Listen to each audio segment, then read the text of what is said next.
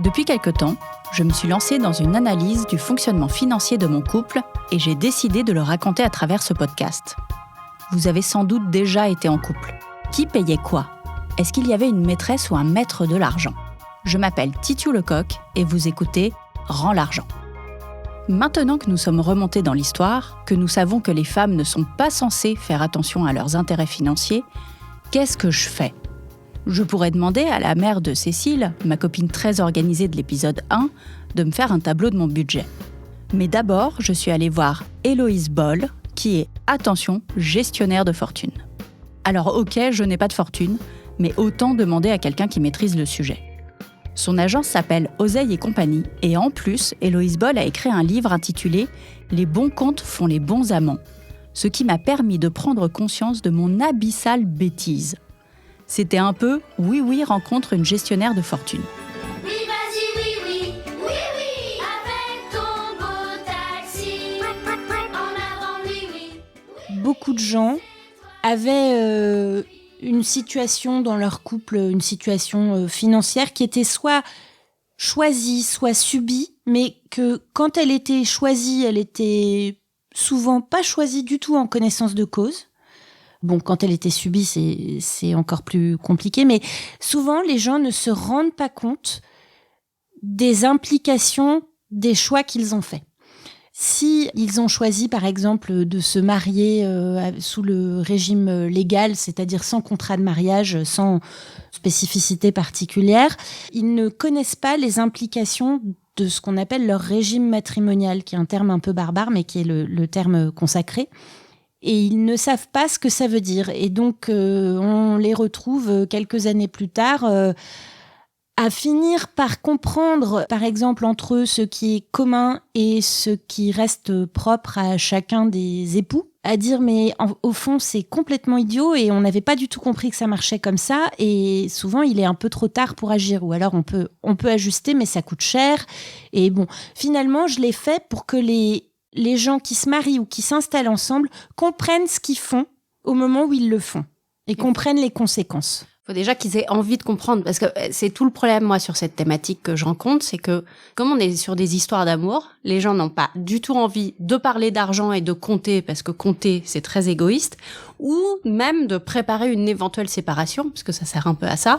Et non, ils se disent, bah non, on s'aime, alors on va pas préparer la séparation. Et puis parler d'argent, c'est un peu sale aussi. On passe pour une personne vénale ou pour un gros radin. Enfin, c'est très compliqué.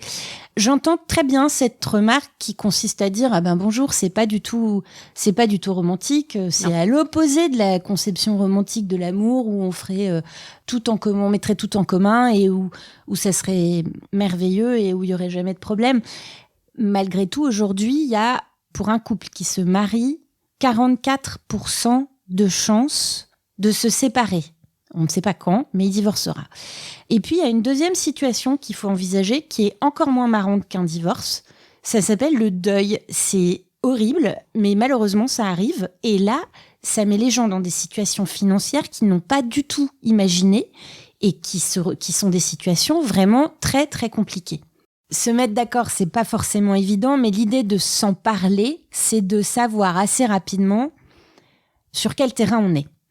Parce que, effectivement, comme tu le dis, il y a des gens qui sont très inquiets par nature et très précautionneux, parfois trop.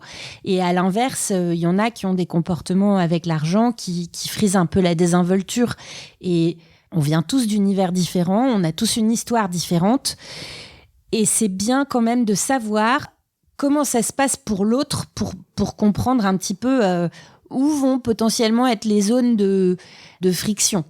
Après, pour se mettre d'accord, alors je suis pas du tout thérapeute de couple. J'ai interrogé des thérapeutes de couple pour écrire ce livre. Il y en a un qui m'a expliqué une histoire un fonctionnement quasi diplomatique où on dit voilà quelles sont pour moi les limites à ne pas franchir. Voilà pour toi quelles sont les limites à ne pas franchir. On trouve un terrain d'entente à peu près au milieu et on essaye de se fixer ces règles-là, avec un terrain un peu consacré, par exemple, on peut dire, on considère que pour vivre, on a tous les deux besoin de temps par mois. Au-delà, chacun fait ce qu'il veut.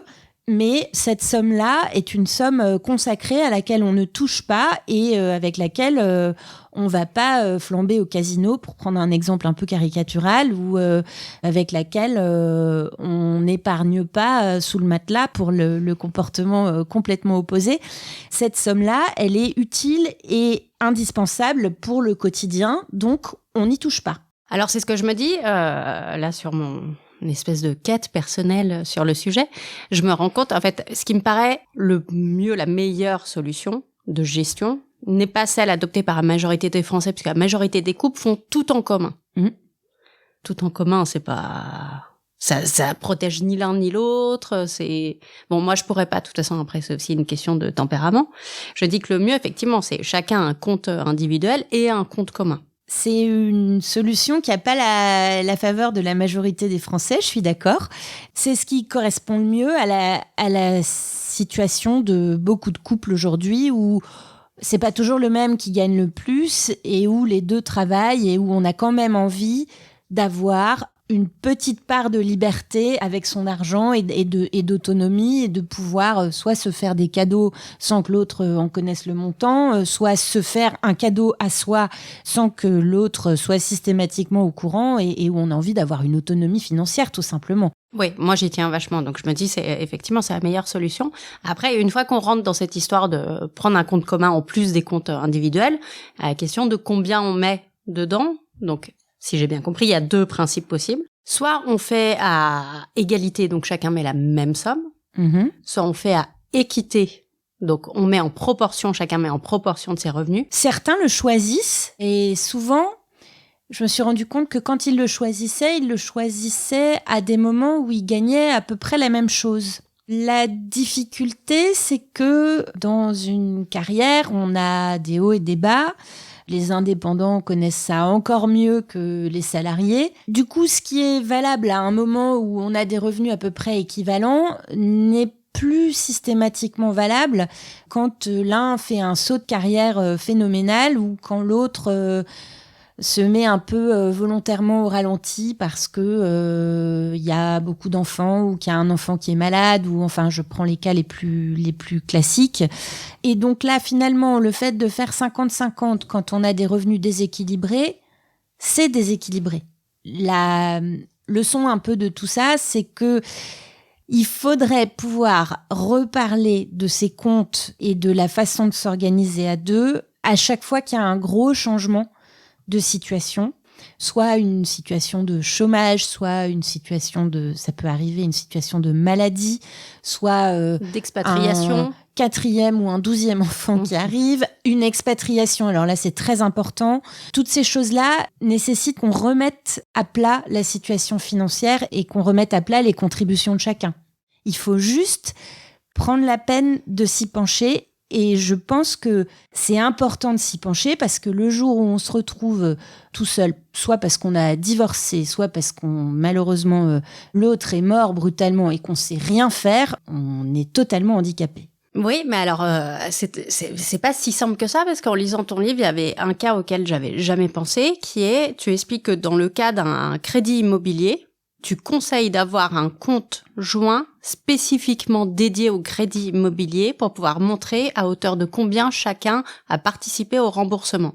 L'idée étant de garder une trace en cas de séparation, donc c'est surtout pour les gens en concubinage, j'imagine.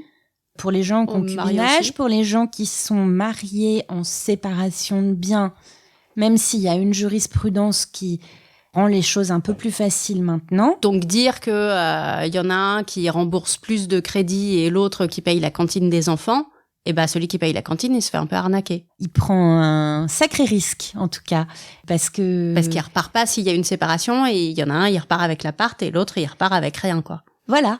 C'est ça, j'ai compris. Oui, mais il faut y penser. Moi, je n'aurais jamais pensé à ça. Mais c'est pour ça que j'ai écrit ce livre aussi. C'est pour que les gens y pensent. Parce que c'est vraiment une organisation qui, pendant un temps, peut fonctionner de façon très harmonieuse. On peut dire, mais bien sûr, tu sais bien, on fait comme ça, mais c'est naturellement.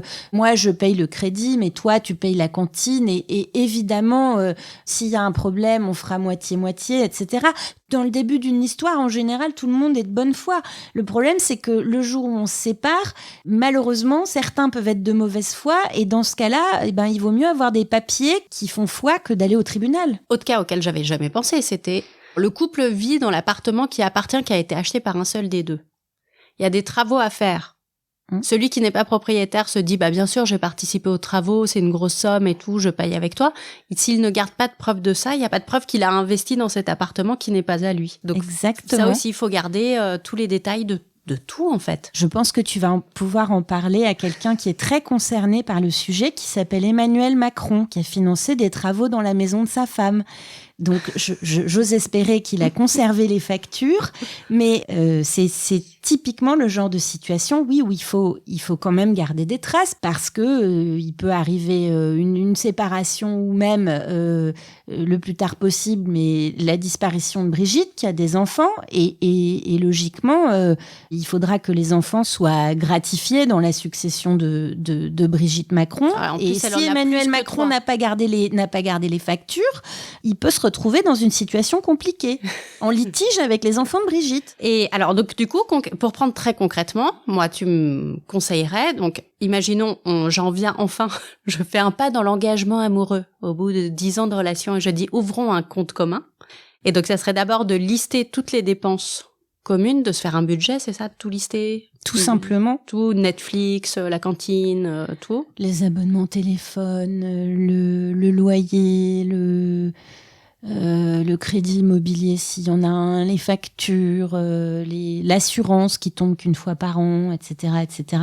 Ouais, on met tout. Après, donc on a un total. Et là, question d'équité, un des deux gagne plus que l'autre, donc a priori, il va payer plus. Alors, soit, c'est là où je me demandais, on peut faire proportionnellement.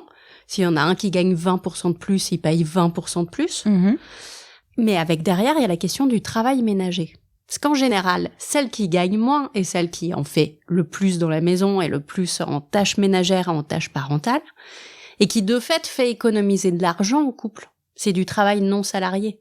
Est-ce que cet objet-là, qui est totalement immatériel, il faut le visibiliser, le compter, se dire, du coup, il y a 10% que je paye en moins parce que, voilà, je fais ce travail. J'ai pas d'avis documenté sur la question parce que je suis pas une spécialiste du comptage des tâches ménagères, etc. Enfin, je pense qu'on peut tous, on connaît tous la question quand même de près ou de loin.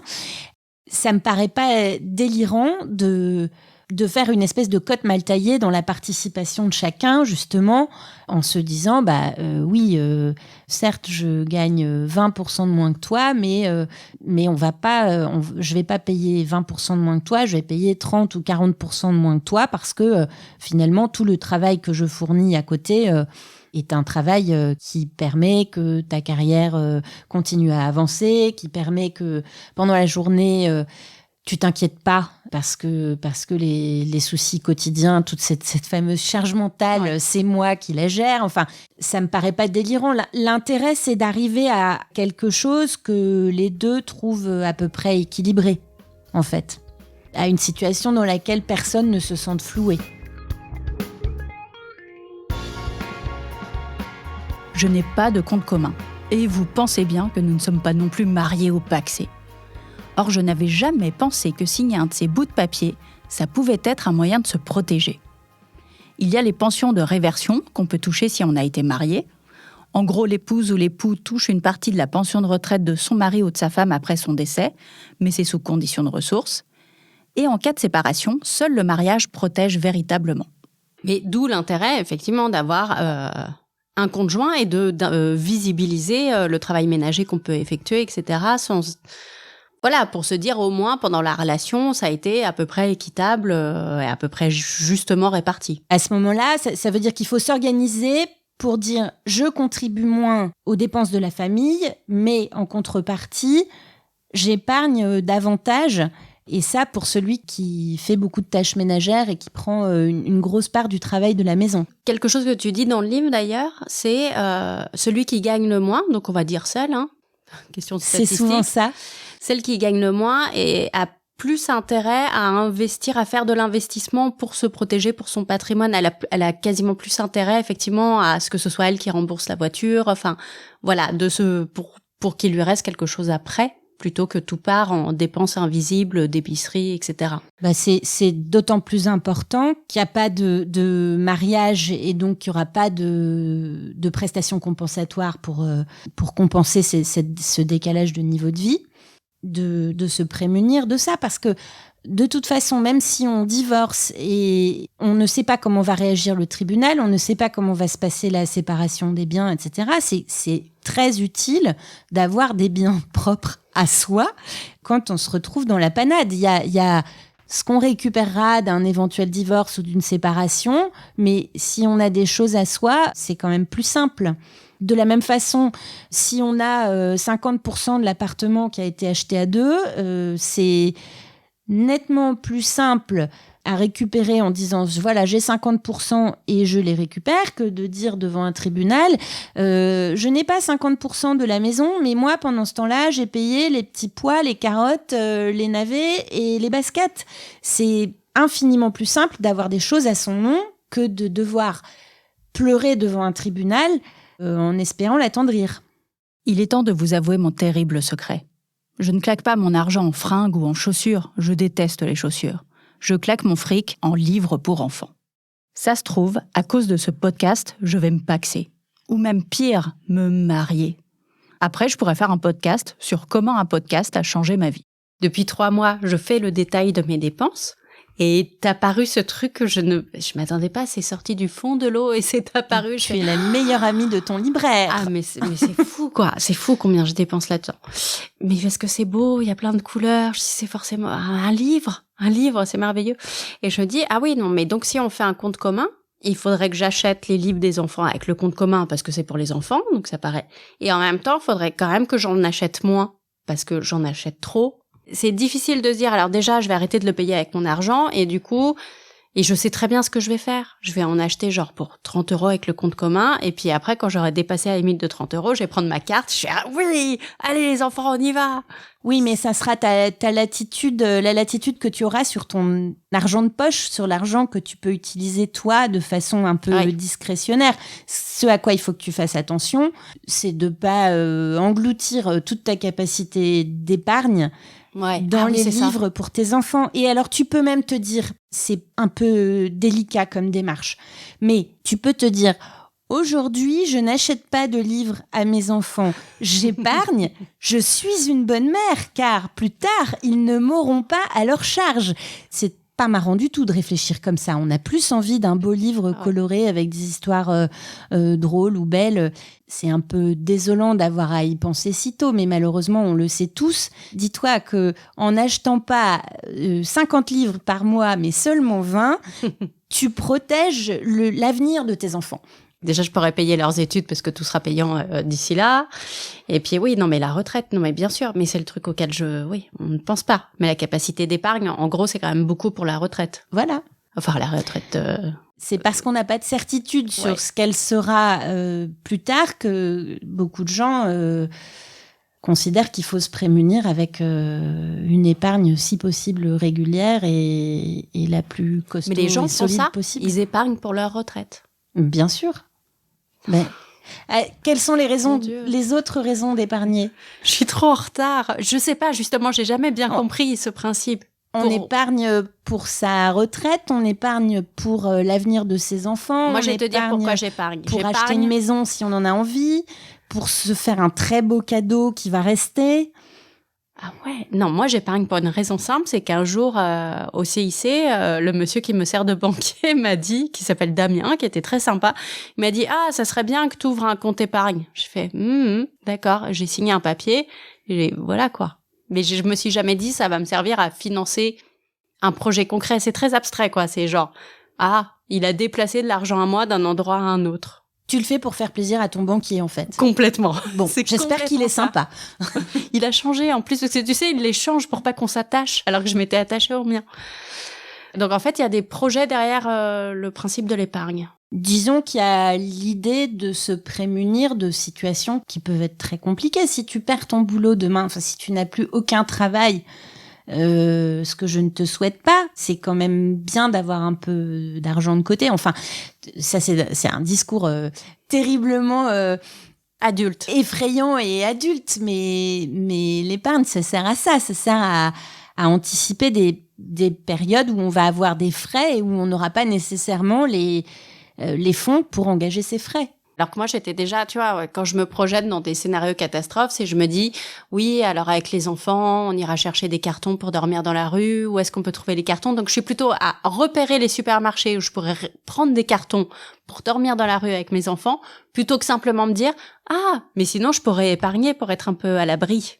Donc, oui, il faut que c'est bien d'avoir des plans B. Toi, tu as des plans B et des plans C, apparemment. Voilà, c'est ça. Moi, je vais trop loin dans le survivalisme, quoi. C'est pas idiot non plus, mais j'espère que tu vas pas en arriver là. D'accord. Non, mais très bien. C'est incroyable ce que je grandis avec ce podcast. En vrai, j'ai beaucoup de raisons de refuser de me marier. D'abord, c'est une institution patriarcale et le patriarcat, c'est pas trop mon délire. Ensuite, tous les mariages dans ma famille ont mal fini. Et de cette tradition familiale, j'ai tiré dès mon enfance une leçon. Divorcer, ça coûte une blinde. Mais, me direz-vous, nous sommes modernes, nous avons désormais le Pacs. Certes, mais j'ai un problème avec le Pacs. Il oblige à faire une déclaration d'impôt commune.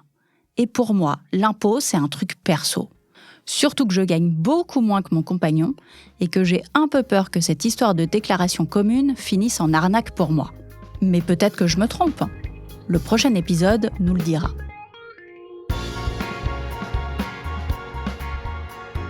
Vous venez d'écouter Rends l'argent, un podcast de Titiou Lecoq, produit et réalisé par Slate.fr, sous la direction de Christophe Caron et Benjamin Ours, avec Aurélie Rodriguez.